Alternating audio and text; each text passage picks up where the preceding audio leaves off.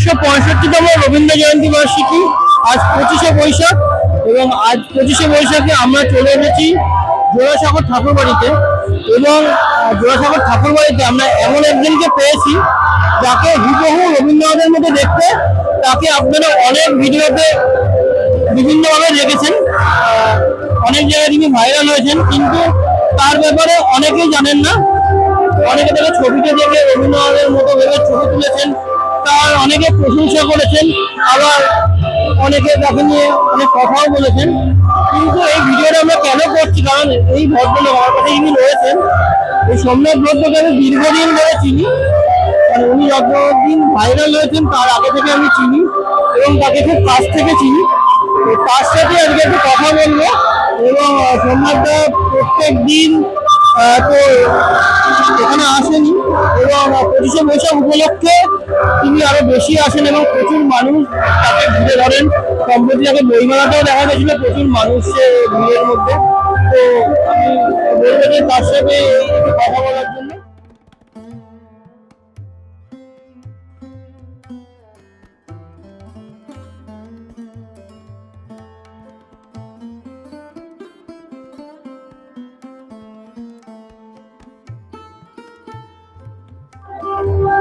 কেমন আছো? ভালো আছি, তোমরা সব ভালো? হ্যাঁ, আমরা ভালো আছি। এই যে আমি একটু আগে বলছিলাম, তুমি তো এখন ভাইরাল, তোমার সাথে সবাই ছবি তুলছে। তুমি এখন সিনেমাতে কাজ করছো, অনেক জায়গায় তোমার পরিচিতি তৈরি হয়েছে, কিন্তু তোমাকে আমি যেহেতু অনেকদিন ধরে চিনি, অতটা ভাইরাল হওয়ার আগে থেকে যেহেতু আমি তোমাকে চিনি। হ্যাঁ হ্যাঁ, এই যে এত মানুষের পরিচিতি পাওয়া এবং সবাই ছবি তুলছে, তোমার সাথে কথা বলছে, কেমন লাগে এটা? ভালো লাগে মানুষের ছবিতে আমার দেখে রবীন্দ্রনাথের কথা তাদের মনে জাগছে, এটাই ভালো লাগে। আচ্ছা, এই যে সবচেয়ে ভালো দিক রয়েছে, খারাপ দিকও রয়েছে। অনেকে যেমন তোমাকে সাদরে গ্রহণ করে, একটু আমি দেখছিলাম, একটু আগে দেখছিলাম একজন ভদ্রমহিলা তোমার পাশে প্রণাম করলেন এবং আরো অনেকে সেলফি তুলছেন এবং আরো অনেকে বলেন যে তুমি রবীন্দ্রনাথকে বিকৃত করছো, আমাদের বিকৃতি মানে আপনি বোঝেন না, আমার তো এটা তো আমি যতবার এটা ফেলে দেবো ততবারই কিন্তু ওনার মুখে, ওনার অরিজিনাল মুখে যদি ওনার মুখে গালিমা দিয়ে দিচ্ছে যে বলে, তাহলে তার কিরকম লাগবে? আজকে যে আজকে সকাল থেকে তোমার প্রোগ্রামটা কি ছিল সেটা একটু বলো। এবং এখানে এসে ছবি তোলা, এখানে রবীন্দ্রনাথকে সম্মান জানানো, এইটাই। তুমি তো জোড়াসাঁকোতে নিয়মিত আসো এবং তুমি লাইভ মেম্বার, এবং 25শে বৈশাখ পরে তোমাকে দেখাই যায় এখানে। এবং সম্পূর্ণ বইমেলাতে দেখেছি, কলকাতা ইন্টারন্যাশনাল ফিল্ম ফেস্টিভ্যালে তুমি যে গেছো, এবং সব জায়গাতেই মানে ছোট বড় যারা রয়েছে তোমাদের আশীর্বাদ, সব মহারাজের আশীর্বাদ। এবং তুমি শুধু রবীন্দ্রনাথ তুলেও দেখছো না, এবং অনেকে বলছেন যে তারা যে রবীন্দ্রনাথকে দেখতে পাচ্ছি, তোমাকে একবার কাছে পাওয়া যায় আমাদেরকে যা কেঁদেছিল, আর পশ্চিম মেদিনীপুরে আমাদেরকে বয়স্করা যা নমস্কার করেছিল, আমার স্বাধীন তলায় দাঁড় করিয়েছিল, রবীন্দ্রনাথের মূর্তি উদ্বোধন করিয়েছিল। আচ্ছা, এবার আমি জিজ্ঞাসা করবো, তোমার কাছে রবীন্দ্রনাথ এক একজনের কাছে এক এক রকম ভাবে ধরা থাকে, তোমার কাছে রবীন্দ্রনাথ মানে কি? আমার কাছে আমার গান হচ্ছে রবীন্দ্রনাথের গান হচ্ছে আমার প্রাণ, এটাই, এই নিয়েই তাকে আমি এ করি। অত নাটক, নোবেল, নাটক এসব আমি অত এ করে দেখিনি, কিন্তু তার গান আমার প্রাণ। আচ্ছা, তুমি তো সোশ্যাল মিডিয়া করো, সোশ্যাল মিডিয়াতে যখন তুমি নিজেও দেখতে পাচ্ছ মাঝে মধ্যে তোমার সাথে ছবি তুলে সেগুলো খুব ভাইরাল হয়েছে এবং বিভিন্ন ভালো ভালো কমেন্টও পাচ্ছ। নোংরামিও হয় আবার এটা নিয়ে, খুব নোংরামিও করে কিছু কিছু লোক, তারা নানান রকম ভাবে বিকৃত ভাষা ব্যবহার করে, বাড়ির লোক দুঃখ পায়, আবার পরের দিন এসে কেউ ক্ষমা চেয়ে যায়, এই আর কি। আচ্ছা, একটা জিনিস জিজ্ঞাসা করো, রবীন্দ্রনাথ কবিতার মধ্যে, গানের মধ্যে বারবার প্রেমের দিকটা উঠে এসছে, তো সোমনাথ ভদ্র কতটা প্রেমিক মানুষ? আমি মানুষকে ভালোবাসি, এটাই আমার প্রেম। মানে সোমনাথ ভদ্র কি সেই প্রেমিক মানুষ, মানে যেরকম রবীন্দ্রনাথ ছিলেন? বা না, অনেক, আমি মানুষকে ভালোবাসি, মানুষ ভালোবেসে আমার ছবি করি, সে মেয়ে হোক, মহিলা হোক, পুরুষ হোক, সবই।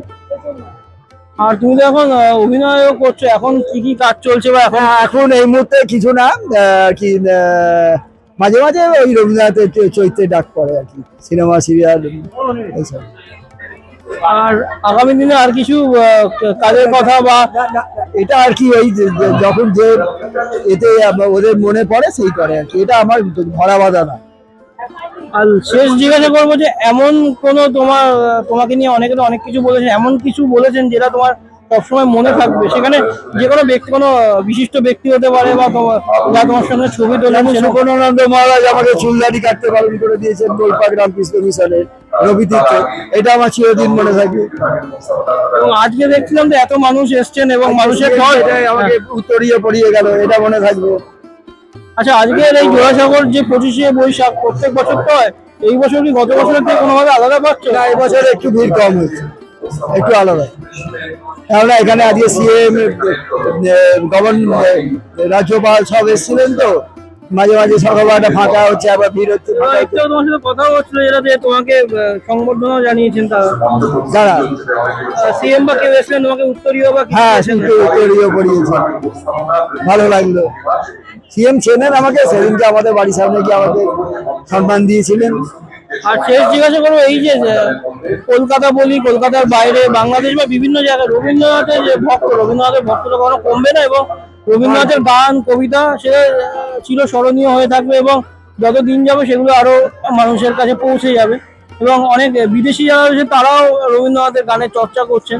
তো সেইটাকে তুমি কিভাবে দেখছো? আর বিদেশে খুব ভালো রবীন্দ্রনাথের গানের চর্চা হয়, আমি দেখেছি তো। তো আপনারা শুনলেন সোমনাথ ভদ্র, যাকে রবীন্দ্রনাথ হিসেবে আমরা অনেকেই দেখি, বিভিন্ন জায়গায় তাকে দেখা যায়, কলকাতা বইমেলা থেকে শুরু করে জোড়াসাঁকোর ঠাকুরবাড়ি এবং বিভিন্ন জায়গায় তিনি উপস্থিত থাকেন। তো তার কথা শুনলেন, অনেকেই তার সঙ্গে ছবি তুলেছেন, কিন্তু তার ব্যাকগ্রাউন্ডটা অনেকেই জানেন না। এবং একটা জিনিস আমি অ্যাড করে রাখি, যেটা বলা হয়নি, উনি কিন্তু বিএসএনএল এর একজন সক্রিয় কর্মী ছিলেন, বিএসএনএল এর কর্মরত ছিলেন, তারপর এখন উনি রিটায়ার করেছেন এবং এইখানেই আসেন এবং মানুষের ভালোবাসা দেন, মানুষের যেমন ভালোবাসা পান সেরকমই নিজেও তাদেরকে ভালোবাসা উজাড় করে দেন।